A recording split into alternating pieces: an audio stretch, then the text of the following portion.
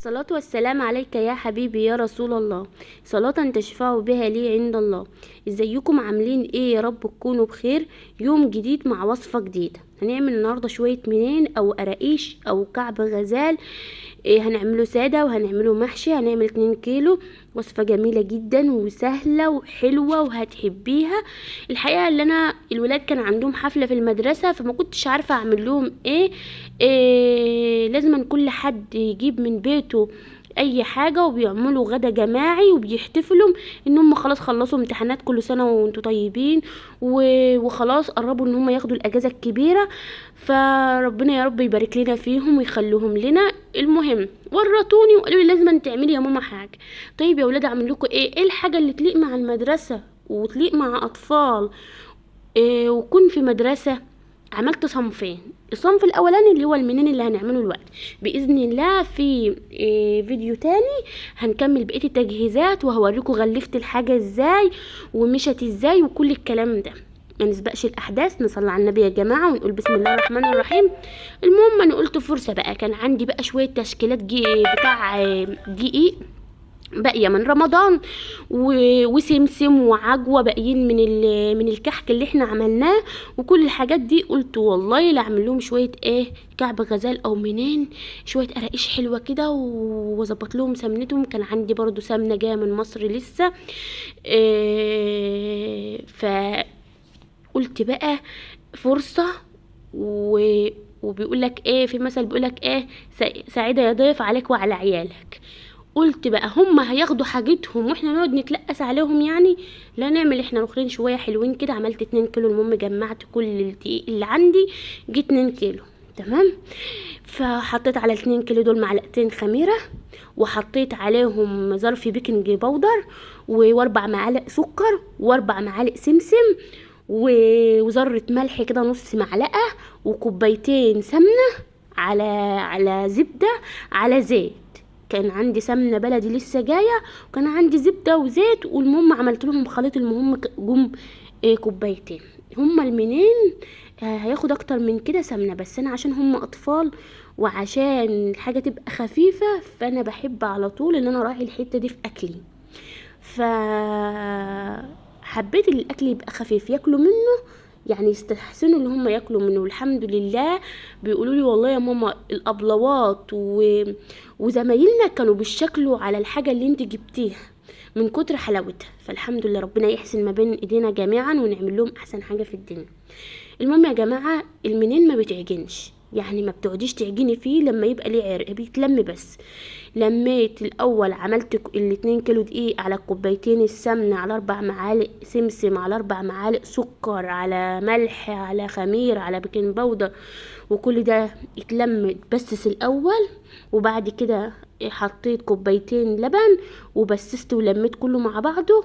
وحطيت حوالي بعدهم برضو كوبايتين ميه و... ومعلقتين او 3 معالق لبن بودره عشان يعزز الطعم شويه، عشان ما حطيتش الا كوبايتين لبن. وابتديت ان انا الم ده كله معجنوش وسبته يرتاح نص ساعه. وبعد كده ابتديت ان انا افرده واشكله. عملته فورمتين، فورمه الاولانيه دي وفورمه تانية ملفوفه هتشوفوها دلوقتي. ابتديت الفورمه التانية دي، يعني الفورمه الاولانيه عملت صابع كبير كده عجوه ولفيت عليه العجين. والفورمه دي ابتديت ان انا ارقق العجوه كده افردها على حته العجينه ذات نفسها بس تكون رقيقه وافردها عليها فرده كويسه. وبعد كده لفتها عليها لفه كويسه ولفتها لفه كده وخلاص. طيب يا مرة السمنه المنين بياخد سمنه اكتر من كده بس. والله انا حطيت كوبايتين السمنه بس المره دي ومش سمنه صافيه، سمنه على زبده على زيت عشان تبقى امانه. والله انا عملته قبل كده سمنته كانت عاليه عن كده كوبايه او كوبايه ونص. والله والله والله طعمها المره دي سبحان الله احلى واطعم واخف. المنين ده ما بيجي يتاكل بيتاكل مع شاي لو في البيت فاهمني. فما تبقى سمنته كتير لا ما بيستحبش. انا بوريك الفورمتين اهم.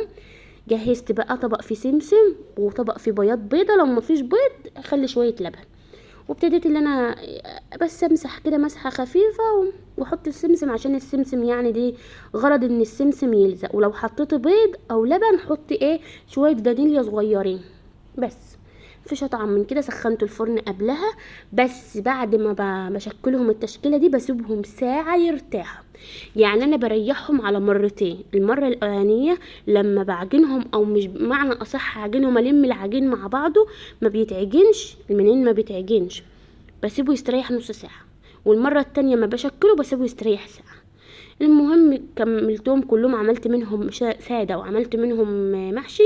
كانت الصواني بقى مخستعه معايا، كانش عندي اللي يجي صينيتين كبار صينيتين صغيرين. المهم اتصرفت يعني، وربنا ربنا بيسهلها على الواحد لما يبقى ناوي.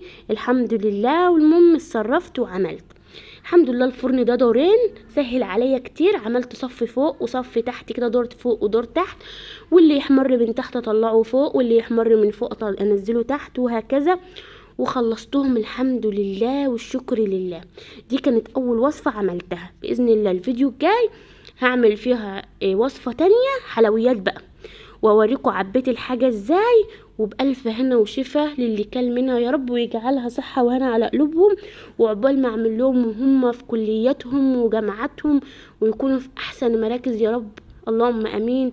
ويكون عيني واشوفهم احسن ناس في الدنيا، واشوف كل حاجة حلوة في ايديهم، ويبعد عنهم كل حاجة وحشة، ويبعد عنهم الناس الوحشة والضماير الوحشة، ويبعد عنهم الناس اللي بتحبهم عشان مصلحتهم، ويبعد عنهم اللي بيقعد يوقعهم او يحفر لهم فخوخ يقعوا فيهم. اللهم امين يا رب العالمين. دي الدعوة الحلوة اللي ممكن تدعيها لولادك، ان ربنا يبعد عنهم ولاد الحرام، الناس السوء اللي مش كويسة، اللي ضميرهم مش كويسة، الناس اللي ما بيفرقش معاهم حاجة لا دين ولا اسلام. والسلام عليكم ورحمة الله.